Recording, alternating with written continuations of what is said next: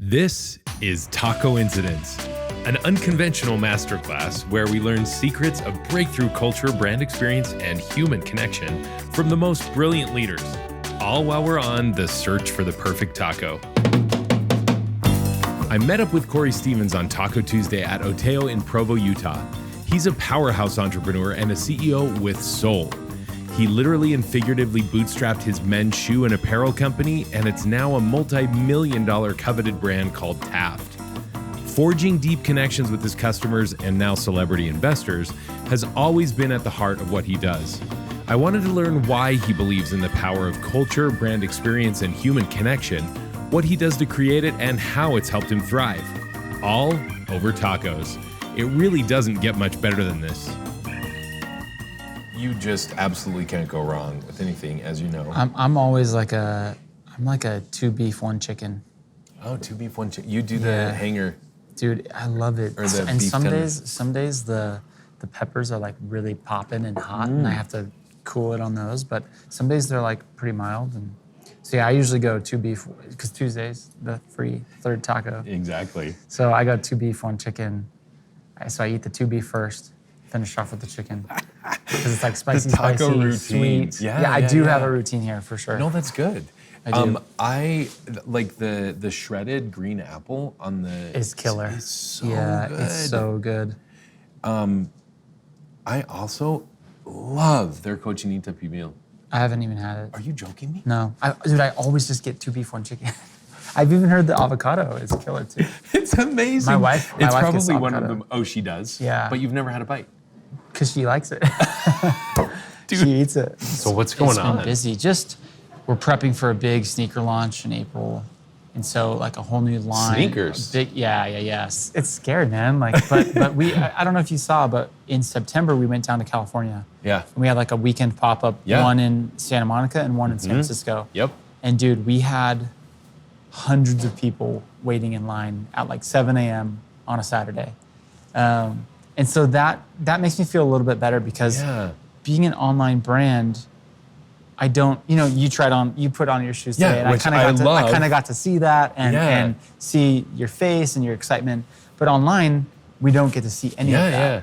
And so I didn't know what the brand would look like if in a physical representation. You know, like I didn't know if people would come. I don't know what types of people would come, And so that experience was really special because for the first time, we could see what the brand could look like in person. Yeah. And it was special, man. It was crazy busy, crazy amounts of people. And so it makes me feel a little bit more bullish about trying something, for real this year. Yeah. Well, and you're so big on like that personal connection with your people, it makes sense. which is interesting, given that you run an online direct-to-consuber business. You know, and so for you to say like, I just like love to see those reactions, and I freaking love these shoes. I'm so excited. They look cool. They look so good, man. They look good on you. So one thing that's really interesting about being an online brand is, you're right, we are an online brand, and I thrive on that personal connection. Yeah. But what's interesting, I would say that our customers feel more emotionally connected to Taft than brands that they shop with in person, probably. So even though we are online, we've found ways to bridge and kind of reach into their hearts. And like we had every age group, every ethnicity represented. It was just the coolest. Like Taft is inclusive. We're personal. We love everyone. We want this brand to be for everyone. And so for me, what stood out was just like dozens of people. Like I hugged people, like I'd never met them, but it was just like, there's just connection, And so I was hugging people, taking tons of pictures with people, helping people take their shoes off, put their shoes on. Like it was just like a very real human experience. We were just, it was a small group of our employees, just like kicking butt, working crazy hard.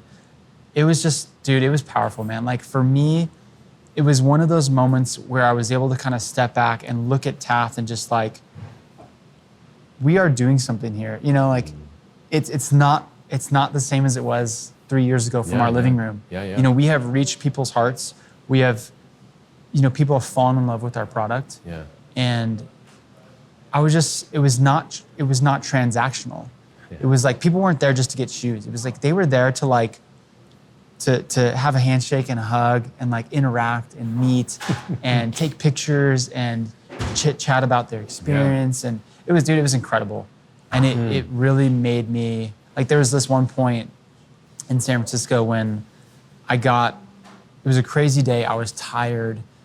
We had some major issues with the location in San Francisco, and we ended up having to basically walk everything from the truck in. There was no loading dock. It was a mess. Okay. And we almost canceled it, and we were able to throw it, make it happen because like the first 20 people in line hopped in and freaking took the shoes with us. Wow.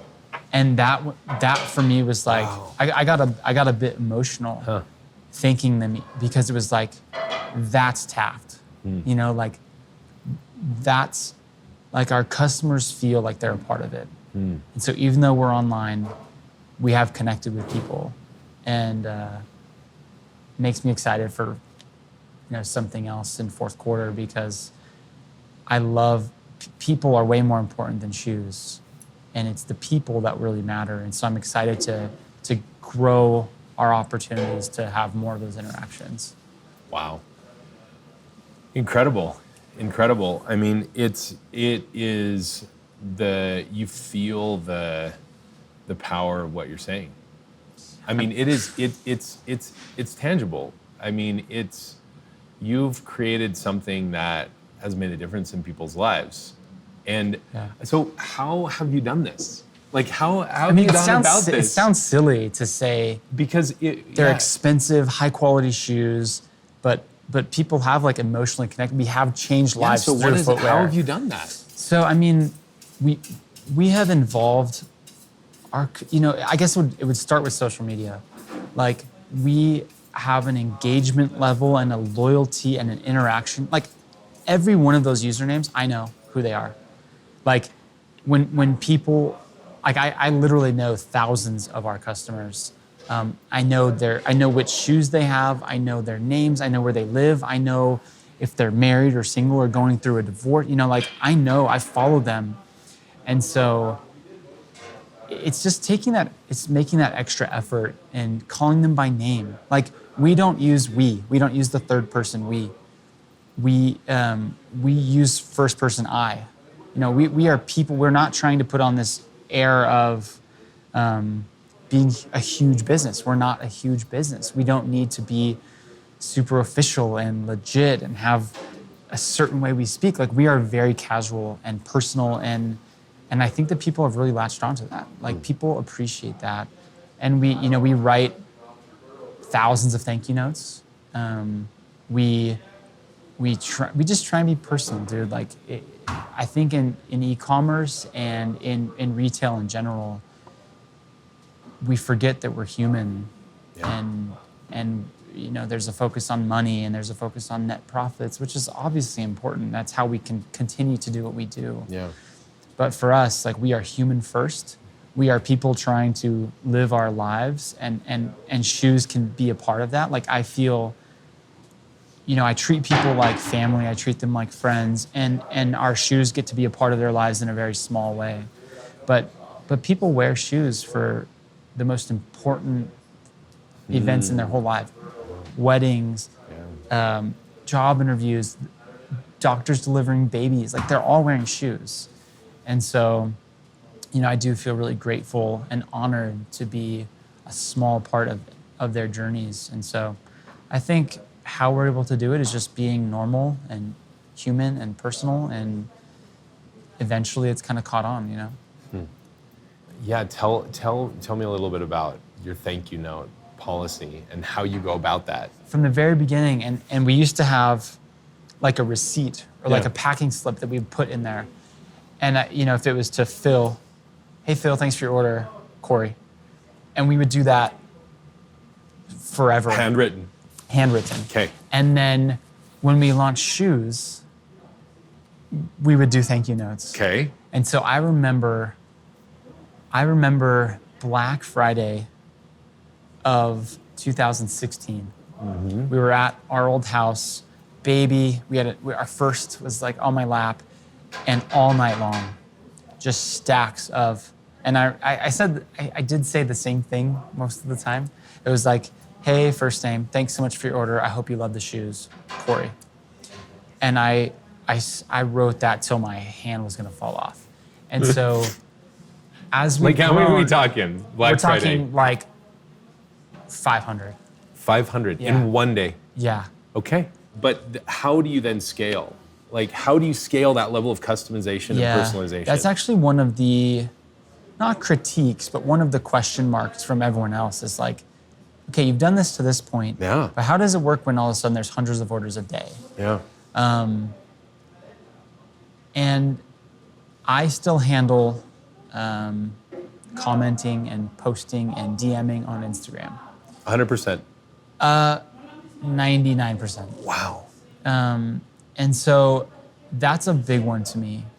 And so it's actually, this kind of came up the other week when I was speaking, was someone kind of asked, how do you still be personal when it's big? And my answer then, it was the same now. It's just, rather than trying to get really creative and figure out new solutions for how to do that, I'm just staying up later and waking up earlier and just doing it myself still.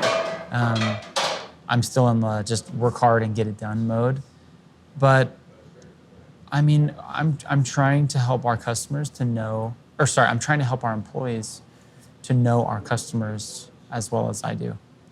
You know, these people are not just usernames that you're responding to or answering emails with. You know, like, I want them to know I learned these people and I have a relationship with almost all of them. Yeah.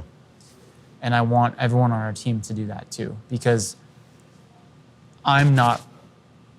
you can't copy me a bunch of times, but what you can do is just spread the information, share the knowledge, and train people properly. Yeah. So that they can have that same personal experience too. It comes back to customer support.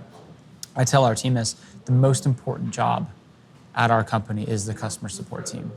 And I hope they feel that way, because I try to make them and help them feel that way, because dude, that's the first response, man. Like, First people's touch point. first reaction to the brand is with them. Yeah.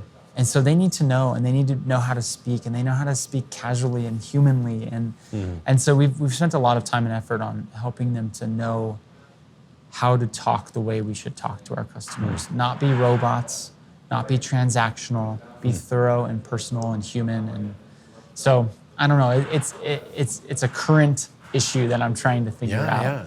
But it's top of my mind because it's so important, and it has been what's driven a lot of the success of Taft so far. Yeah.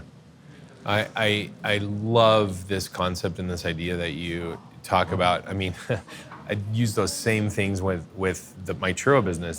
The I in Diablo stands for interaction, not transaction. That's right, exactly. And I love that you said that. It's, why do you think that is so important to you? Like, where does that come from? I know exactly why. It's because, you know, people, as Taft has grown, I'm treated as a CEO or an entrepreneur or a boss, you know, or a leader, you know. And dude, for me, I've been very, you know this, but I struggle severely with depression. Right. And it's like, everyone struggles with something. Shoes are shoes. People are trying to make it home for dinner, and people are trying to make it till tomorrow. And, you know, like, everyone's dealing with such difficult things. And it stems from, like, me, myself, just barely getting by, you know, like, emotionally and mentally and physically. And so I just try and treat people like, there's a great saying, I'll butcher it, but it's something like, if you treat people like they're in a dire emergency, chances are you're right, or something like that. And it's true. Like, these people that are emailing us or DMing us, yeah, it's about shoes, but who knows what they're going through? The backstory, right? Yeah. And so people think of me as a CEO and entrepreneur, but it's like, or even on Instagram, you know, I'm doing an Instagram live or a tutorial about shoe care. But it's like, man, you don't know, that day I may be having the worst day of my life. And all you see is Kory talking about shoes. And so I just try and always remember that. Like, and that's why one of our core values at Taft is human first. And that's why I keep saying it, is because this is exactly why. Because it's part of you. You like live it. It's like shoes. Yeah.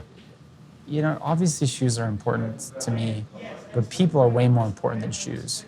And if we remember that, or just remembering that, if that drives our interactions, I think that what you're alluding to is just the fact that on our team, we try and remember that, and we treat people that way, and we realize that shoes are not the most important thing going on in someone's life. And so it just stems from me being real and sensitive and fragile and vulnerable myself. And so we try and treat people in a way that, even from this right now, if all I do is spread a little optimism and kindness, success. And that's the same for Taft. It's just like, you know what? More important to me is that we, positively impact someone's day a little bit. And that's a successful day to me. How do you replicate this? It's like something that's so core to you and your ethos and that drives you. How do you make that a business strategy? How do you train your team? How do you recruit your team? How do you, what does that look like? I think the one thing that comes to mind immediately is the fact that I'm very vulnerable with my team. I think that some CEOs want to be like a fearless leader. I am not a fearless leader. I am very real and honest. And when I'm having a hard day, chances are the people on my team know it. Or, a lot of days I can't even get in the office.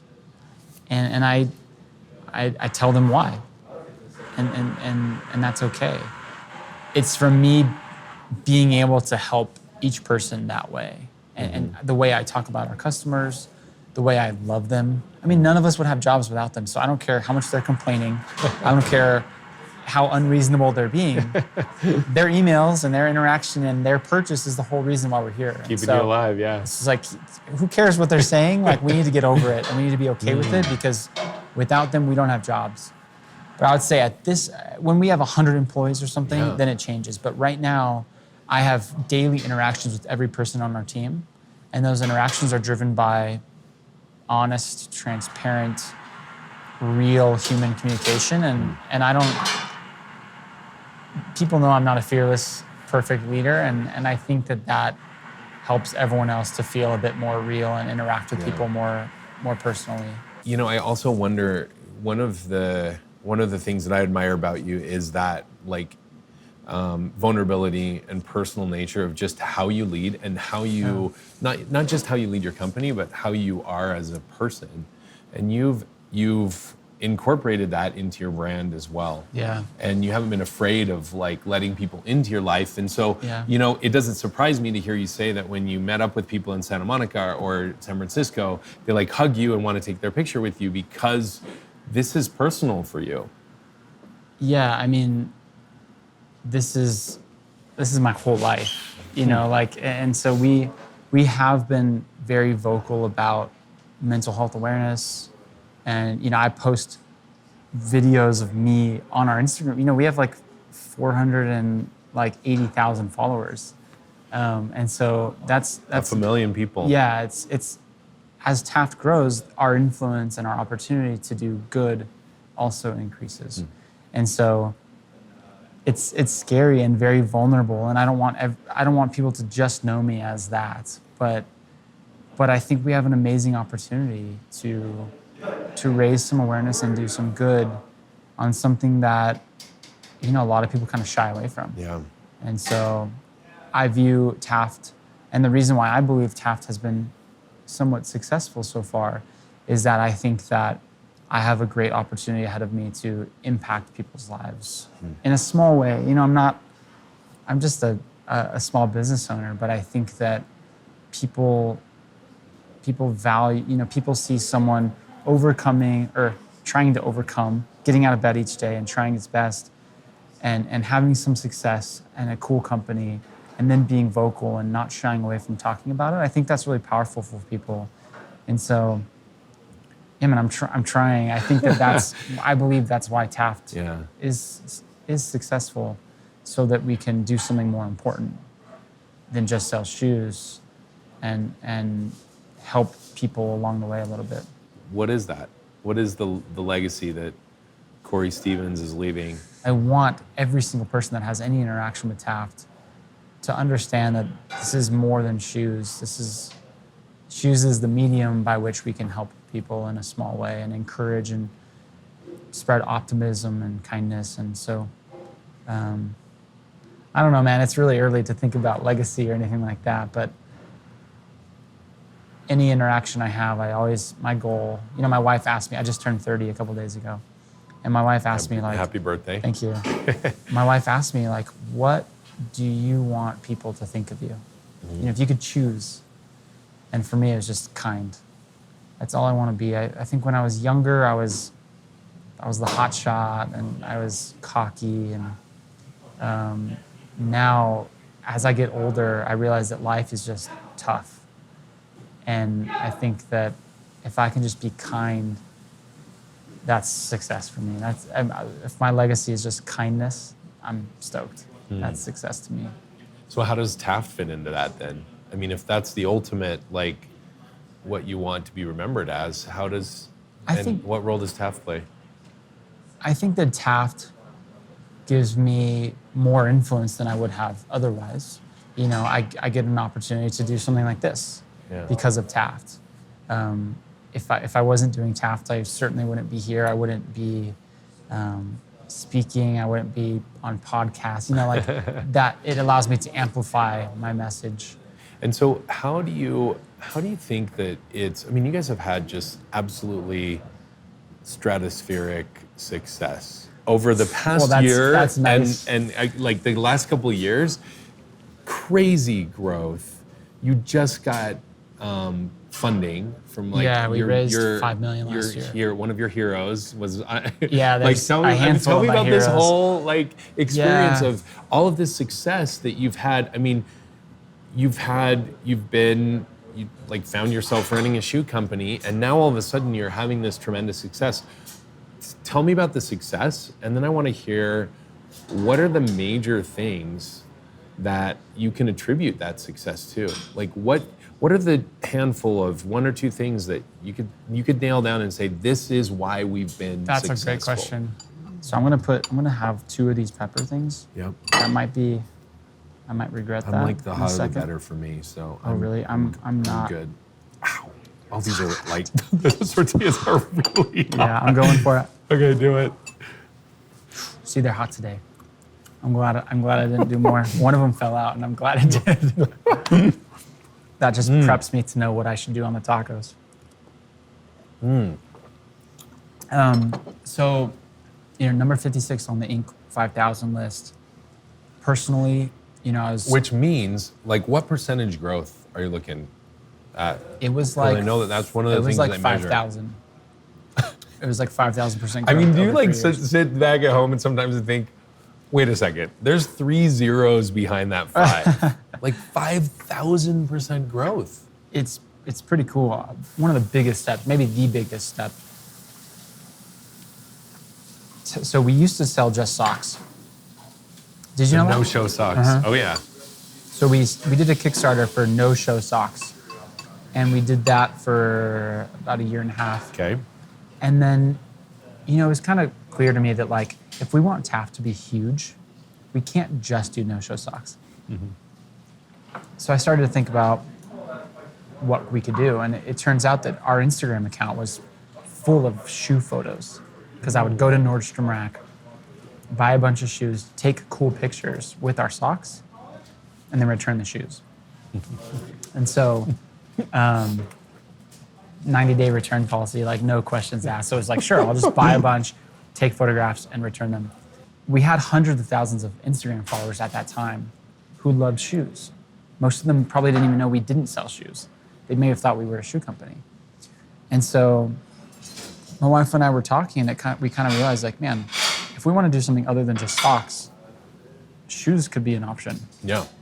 So I designed some shoes, went to Spain, found a factory, made some samples, but not I love how you say all this so matter-of-factly, like, I designed some shoes, went to Spain, found a factory. Yeah, like, I mean, I know that there's so many more, like, details there. Yeah, so we had some shoes made, but not committed to making shoes. You know, it wasn't like, we're gonna launch You're shoes. testing it out. It was just like, let's make some shoes and sample some things, and maybe someday we'll make shoes. But then, like a couple weeks after getting those shoes, so I had photographed them like in my basement, but that's it. I just photographed them because I wanted to wear them, because I wanted to try them out. So at the time, I didn't know what Reddit was. And so we were on our way to like a Christmas tree lighting at the point of the mountain. And my phone, at the time, when we got an order, it would make like a cha-ching sound. And so I was driving on the freeway up there, and it was like cha-ching, and I was like, you know, yes, best feeling in the world. But then it started like cha-ching, cha-ching, cha-ching, cha-ching, and it was like, well, what's going on? So we get to Thanksgiving Point, and I check my phone, and we're getting all this traffic from Reddit. And so I was like, man, what's Reddit? So I make an account, and I finally find the URL, and I source it back to this thing.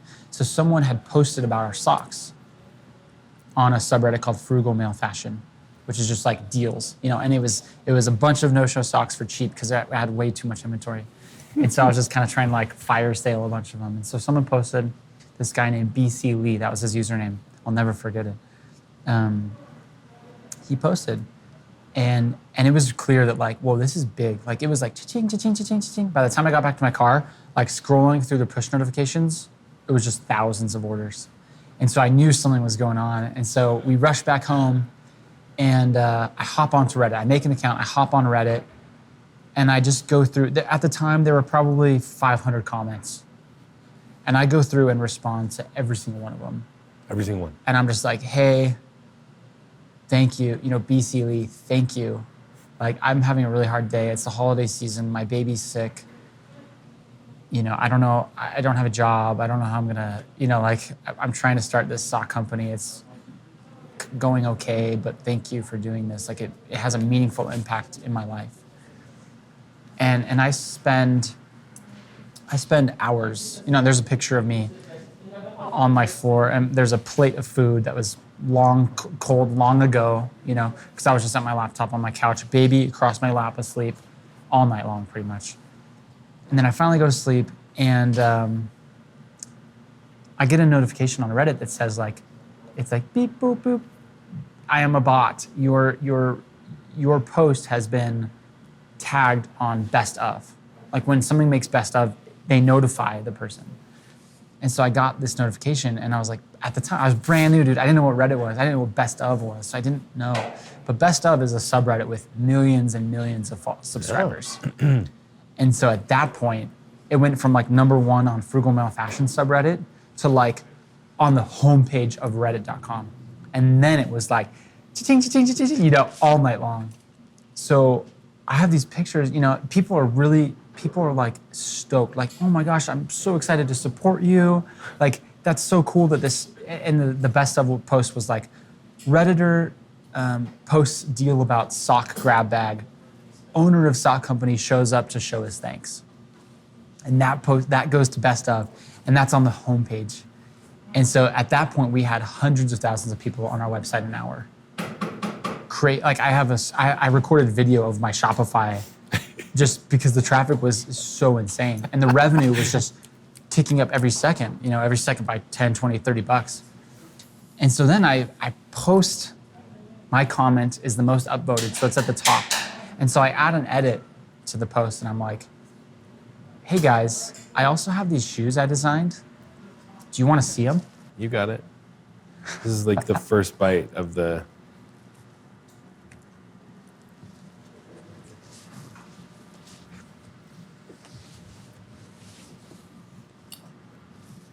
Mm-hmm. Right?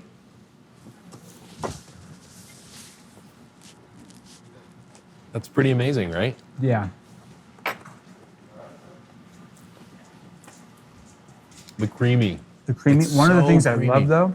And that's the crunch with the rock salt, dude. And the rock salt. Like for me, I know. I love when I get like creamy avocado, great ripe avocado with a little hit of salt. Yeah. Everyone's like, yeah, post them. So I post them, dude. And everyone's like, list them for sale and we'll buy them. And I was like, so I remember being at Sunday dinner, I'm like, what should we name this one? What should we charge? You know, I was building the products on Shopify as we're freaking trying to sell them. Wait, so this is the same Reddit moment This is that the you same- put the shoes up? Yes, this is the whole reason why we started selling shoes. I was not prepared to sell shoes, but it was like 100,000 people are gonna see these. So it's like you have all these eyeballs So I'm like, right now. hey, does anyone want to see the shoes? Everyone's like, yes. And so that really catapulted us. It allowed us to sell like 400 pairs of shoes in a couple of days. 400 pairs of Yeah. shoes. And how many orders total? Do you remember? Like over 3,000. Wow. And each of those sock orders was 10 pairs of socks. For me, it was this. Make a great product. Combine that with great customer service and let time play its part. And it will be successful. Like, that is a winning combination. That is a formula to success. With Taft, I treated people, I put the effort in to get back to every single person. And when something is great, it can't be a secret forever. You know, like, and if you have great customer service and it's a great product and you let time play its part, like, the business will grow. And that's what I learned with that Reddit experience. It was like, okay, we made a cool product, charge really fair prices, treat people really well. And eventually, dude, someone posted on Reddit, our stocks were on the homepage, and it allowed us to launch shoes. Wow. And that moment is why Taft makes shoes. I don't know if we would now. There's lots of reasons why not to. But it kind of forced us. We were opportunistic and we launched shoes spontaneously. And now here we are, now we've been selling shoes for 3 years. So how has that influenced all of your business decisions going forward? How was that formative for everything that's happened since? I mean, we are still really small, there's only 12 of us. And so the same way we were opportunistic about launching shoes and hopping on Reddit, we are still that way. Like, we will never let corporate and structure and approval and things get in the way from us doing cool stuff. Agility, flexibility, speed of execution, those are all top priorities for me. And that's how we're different from big shoe companies. Yeah. When you think of someone like Allen Edmonds, they could never do that kind of stuff. Yeah. But we can. I can design a shoe, get the sample in a week, and list it for pre-order in a day. Huh. No one else could. That's the difference in what we're doing versus, that's our superpower against those big corporate shoe companies. And that's how we'll continue to be forever. That's really important to me. Wow. And what role does this, you talked so passionately about like this human element. What role does that all play in your competitive advantage too? I think that it really helps us from like a referral and a net promoter score perspective. Like, when you feel an emotional connection, like people send me pictures all the time of them wearing Taft and seeing someone else wearing Taft, and they're like friends. There's like this, like, you're in the club, you're in the family. And that's so cool. And I think that what we do is what big businesses wish they could do. And so while we don't have the revenue of someone like Caleres or Allen Edmonds or any of these big brand groups or anything, we don't have as much revenue as they do. But everything that we do well is what they can't figure out how to do. It's true. And you can taste it in the food. I think it's like that in business as well, And maybe that's why people feel this emotional connection with Taft, is because they feel this love from you, from like a care, a concern from you. So what is that? How have you created that? A lot of people long for building that emotional, just this like Yeah. cult-like following. How have you done that successfully at Taft? I think it all, for me, internally, it all stems from the fact that I know how hard life is. You know, I'm a relatively young father to 3 children, and I'm trying to start my own business. And I have, you know, finished school not that long ago, and I know that life is tough.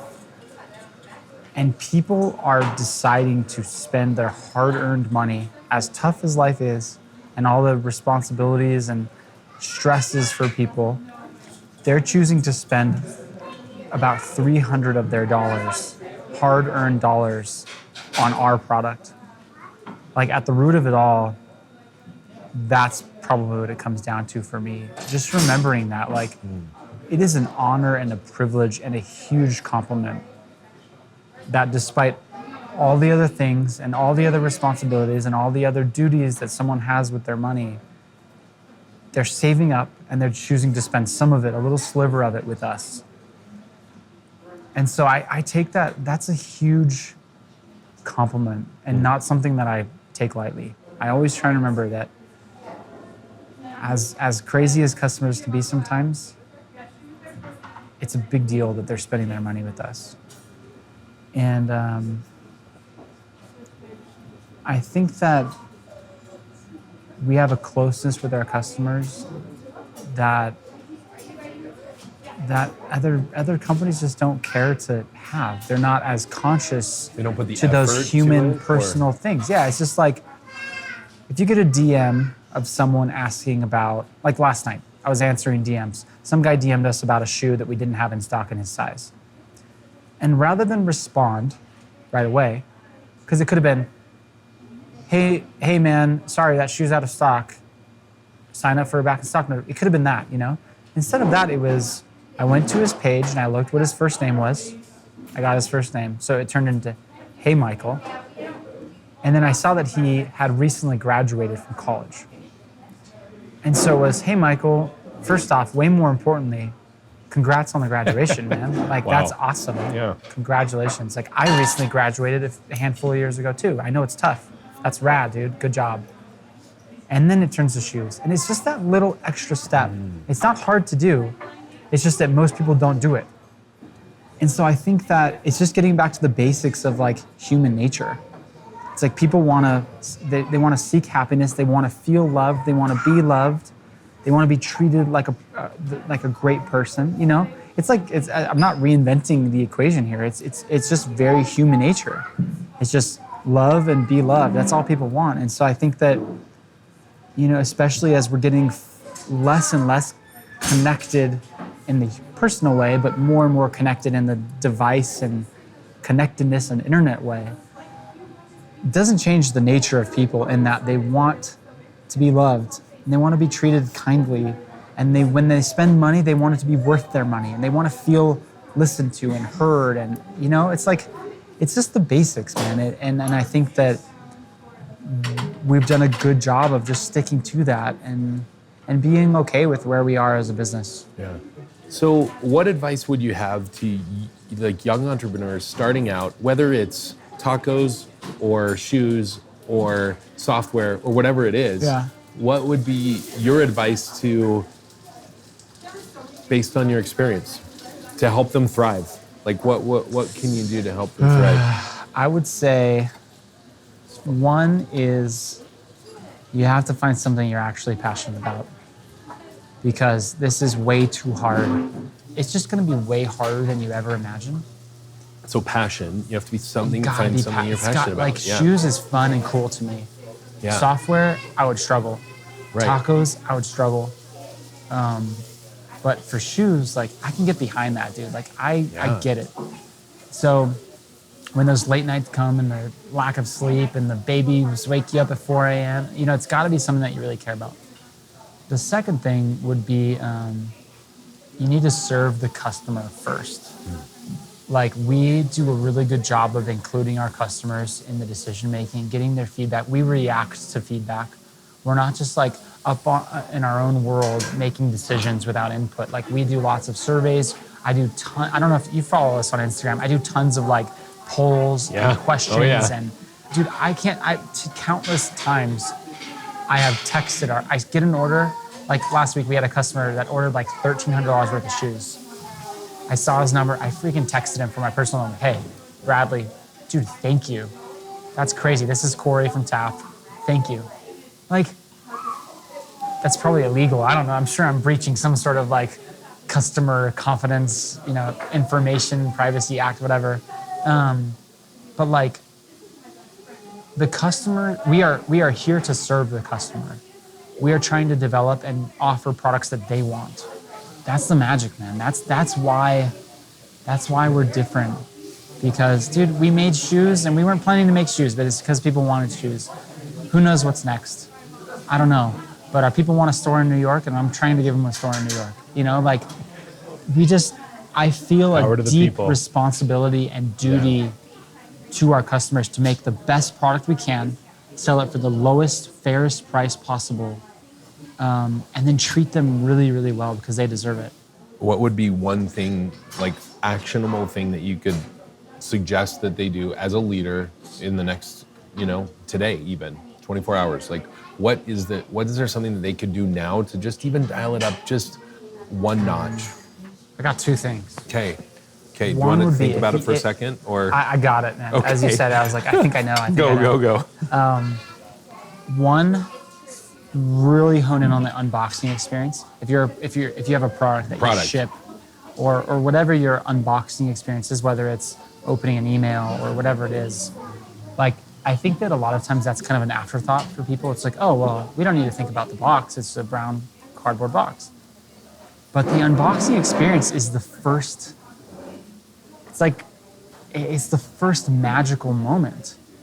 And so we have put a lot of time and effort into what that experience is like. And that certainly reflects on the product. Like if you buy a $300 shoe and it arrives in like a crappy box, but if you buy a $300 shoe and it arrives in this white glove, roll out the red carpet for this, it's really special.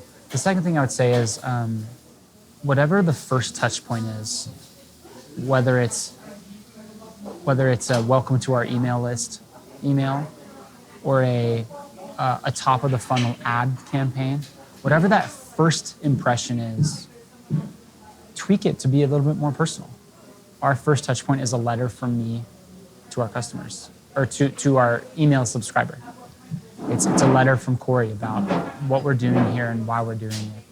A lot of our ads, rather than being these stiff, lame ads, we try and be really real and personal and human in that top of funnel kind of communication. So those are two quick things. Would be whatever your unboxing experience is, put a little extra effort into it. It doesn't need to be stiff and rote and transactional and like a robot. It can be real. Instead of hello, change it to hey. Add an exclamation point after their name. Make it real. And then for that, whatever the first impressions are, whether it's an ad caption or it's an email, welcome to our email blast or whatever it is, make it a little more personal. And it can make a big difference. Well, thanks for taking the time. Dude, killer meal. Dude. Killer company. Thank you. Oh my so gosh. Much. And I feel like my feet are so happy. My heart's happy. Good. Everyone that looks at my feet is happy now. Good, man. They're like, where are those shoes? Where are those boots from? I gotta get me some of those. Totally. So thanks for taking the time. Thank you, man. I appreciate it. Special thanks to our hosts at Oteo for creating the ideal place for us to talk about breakthrough culture, brand experience, and human connection. Those handmade corn tortillas are basically everything you'll ever need. And we're really into that shredded green apple on the carne asada and the orange slice on the cochinita. Have mercy. Join the taco journey on my website. You are not going to want to miss out on the resources, courses, and of course the National Taco Tour I'm planning when I launch the book, Search for the Perfect Taco. So follow me on social media, subscribe to my channel, and tune in to another episode of Tacoincidence, where we'll continue to explore the secrets to level up your culture, brand experience, human connection, and your taco game.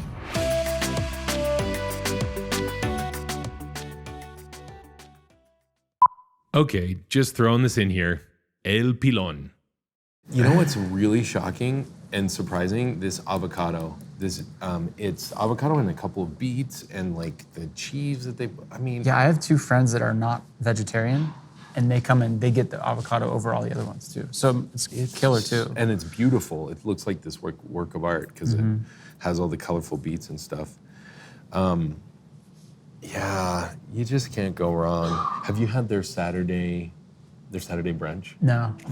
I've never been on Saturdays. I'm like a Tuesday kind of guy.